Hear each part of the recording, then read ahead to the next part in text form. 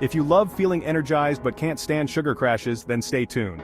We've got the sweet scoop for you. Ever felt like you're on a roller coaster of highs and lows? That's sugar playing tricks on you. Let's talk about what happens when you kick sugar to the curb. First, say hello to stable energy levels. No more afternoon slumps. Imagine feeling steady and focused all day long. Sounds fantastic, right? Next up, your skin. Sugar's a sneaky culprit behind those breakouts. Cut it out and hello, clearer complexion, and here's a big one: weight loss. Yeah, you heard me. Less sugar means fewer empty calories. Your body will thank you. How about your mood? Sugar spikes lead to mood swings. Ditch it and you'll feel more balanced and upbeat. Happiness, here we come. Let's not forget about sleep. Cutting sugar can help you catch those Z's easier. Wake up refreshed, ready to conquer the world. And finally, your heart. Less sugar means a healthier heart. It's like giving your heart a big hug. So, are you ready to cut sugar? Ready to feel energized, clear-skinned, lighter, happier, and healthier? It's time to make a sweet change.